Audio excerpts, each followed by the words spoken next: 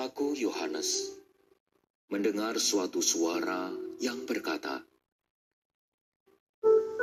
"Lihatlah kedua saksiku ini. Mereka itulah kedua pohon zaitun dan kedua kaki dian yang berdiri di hadapan Tuhan semesta alam.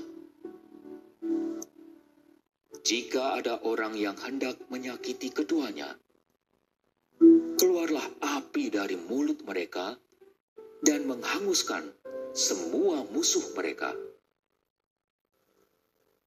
Jika ada orang yang hendak menyakiti mereka, maka orang itu harus mati secara demikian." Kedua saksi itu mempunyai kuasa menutup langit supaya jangan turun hujan selama mereka bernubuat.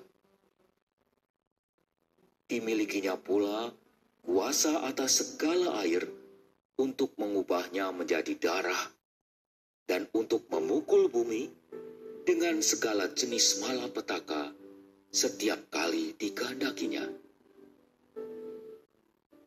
Dan apabila mereka telah menyelesaikan kesaksiannya, maka binatang yang muncul dari jurang maut akan memerangi mereka dan mengalahkan serta membunuh mereka.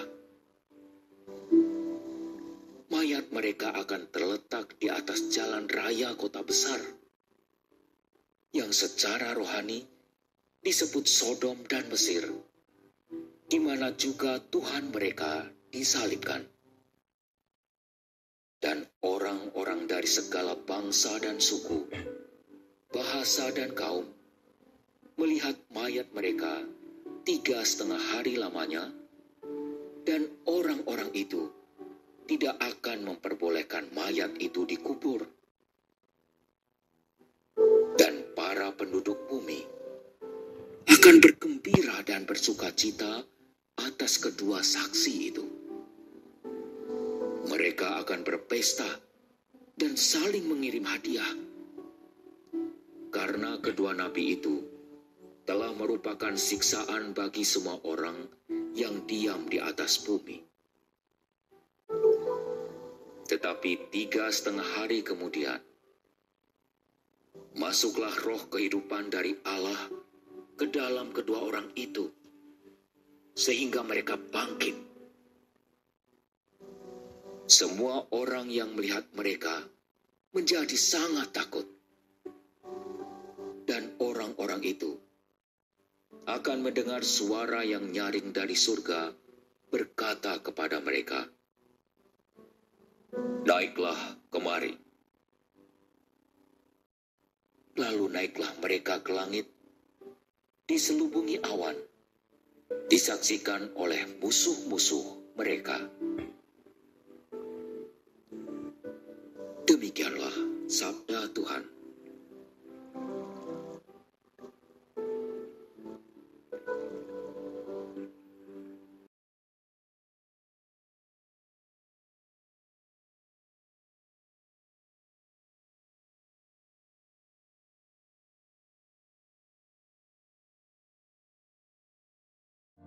Engkau Tuhan yang setia, waktumu selalu yang terbaik.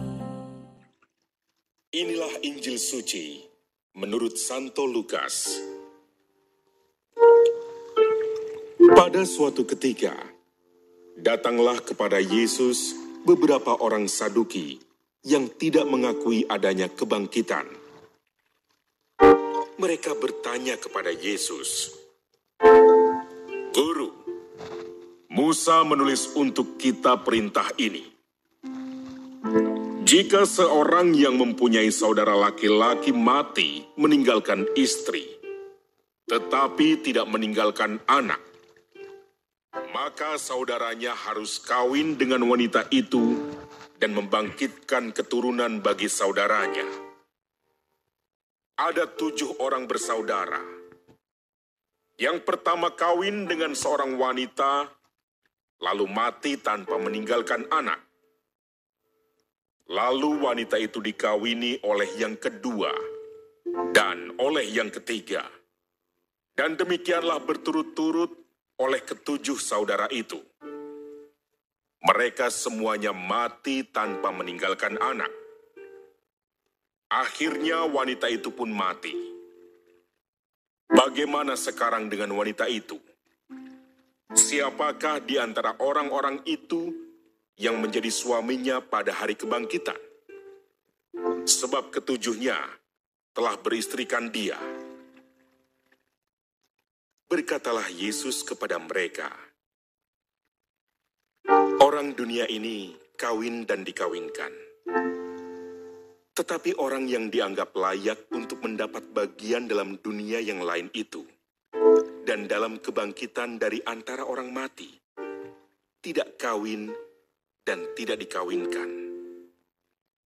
Sebab mereka tidak dapat mati lagi. Mereka sama dengan malaikat-malaikat dan menjadi anak-anak Allah, karena mereka telah dibangkitkan.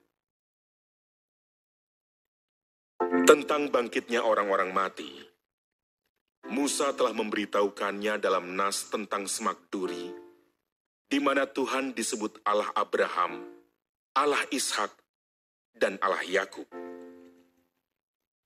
Ia bukanlah Allah orang mati, melainkan Allah orang hidup. Karena di hadapan Dia, semua orang hidup. Mendengar itu, beberapa ahli Taurat berkata, "Guru, jawabmu itu tepat sekali." Maka mereka tidak berani lagi menanyakan apa-apa kepada Yesus. Demikianlah sabda Tuhan.